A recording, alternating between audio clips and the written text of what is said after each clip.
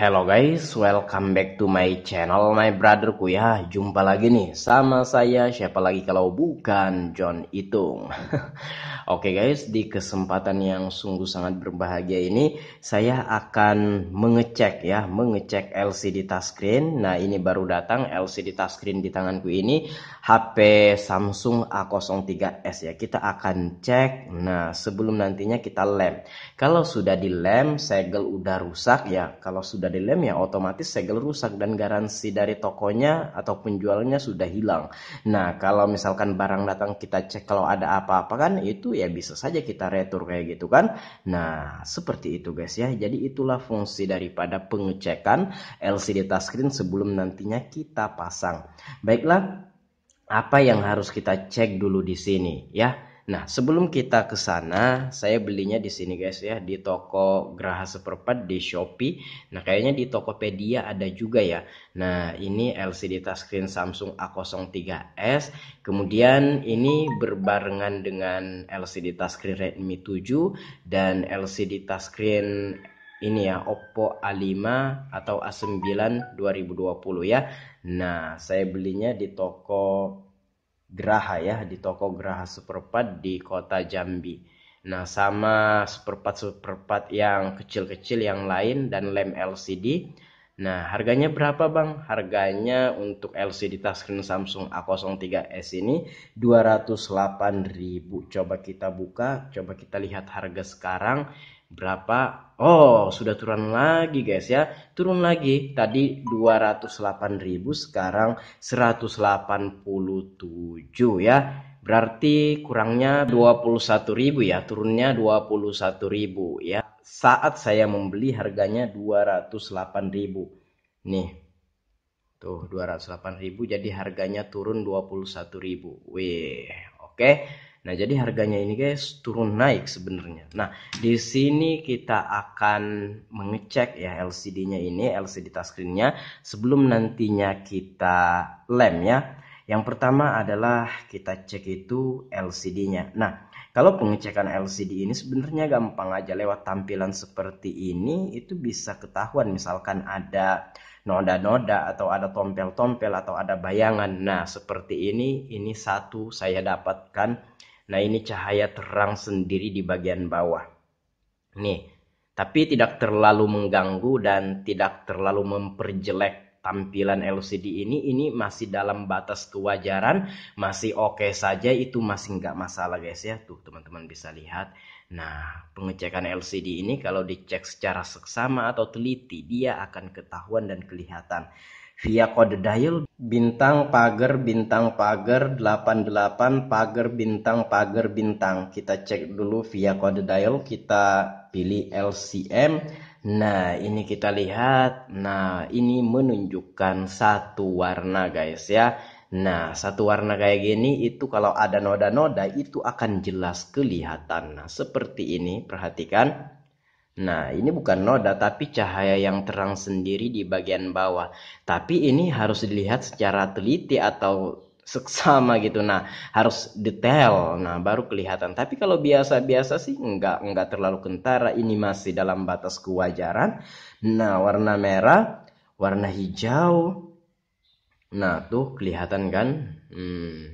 Jadi lewat satu warna kayak gini ya kita bisa tahu juga kualitas daripada LCD ini. Semakin bagus dan semakin tajam warna yang ditampilkan pada LCD ini, semakin bagus pula gambar yang dihasilkan oleh LCD HP ini.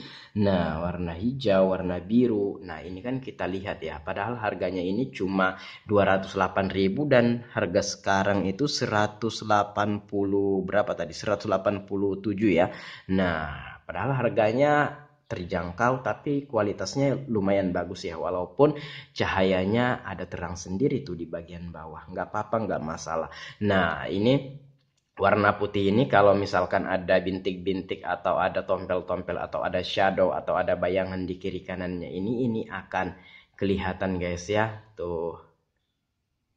Tuh. Nah, oke. Pengecekan LCD ya lolos ya, walaupun hanya satu kendalanya, sebenarnya bukan kendala sih, masih dalam batas kewajaran saja.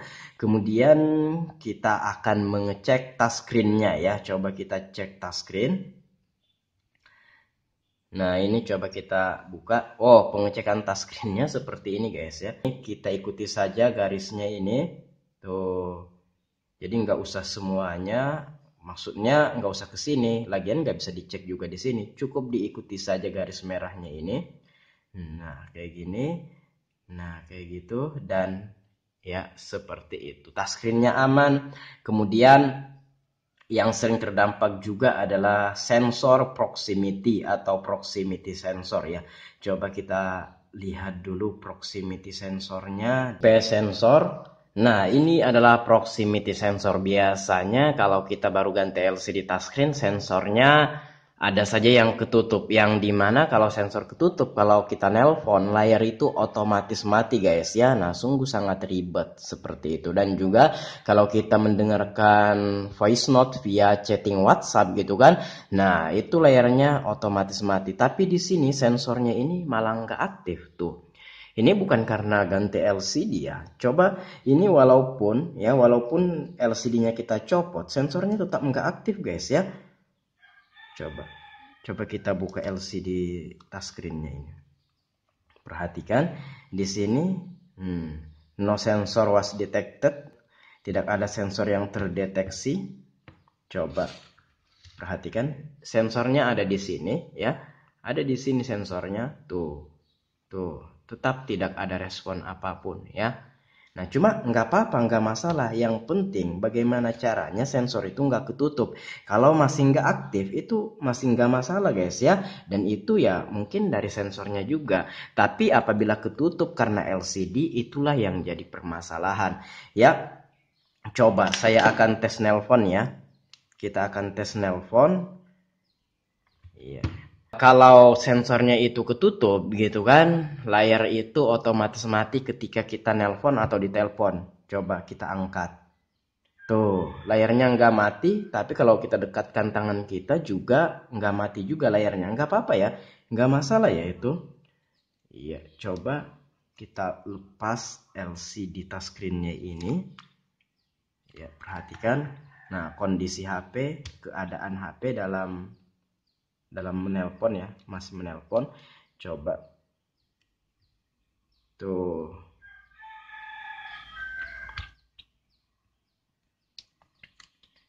coba sensornya kita tutup dan perhatikan ini sensor saya tutup, layarnya nggak mati. Memang sensornya ini nggak aktif ya. Coba kita matikan dulu aja teleponnya. Padahal di sini tidak ada yang kita lepas, sensornya itu ya memang bawaan dari HP ini ya.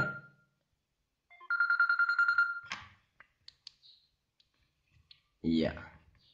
Jadi sensornya tidak terdampak ya, karena memang dia nggak aktif itu ya mungkin dari pengaturannya apa gimana, tapi nanti kita lihat. Intinya kita ganti LCD ini tidak mempengaruhi sensor atau menutup sensor. Kalau menutup sensor itulah yang jadi permasalahan. Kalau kita nelpon layarnya otomatis mati gitu. Nah, yang ribet apabila kita nelpon call center, tekan 1 untuk berbicara dengan customer service kami katanya. Bagaimana kita mau tekan 1 kalau layarnya mati? Tapi ini layarnya nggak mati guys ya, aman-aman aja dan sensornya nggak aktif seperti itu. Ya baiklah, kemudian yang terakhir adalah brightness atau kecerahan. Coba bisa enggak?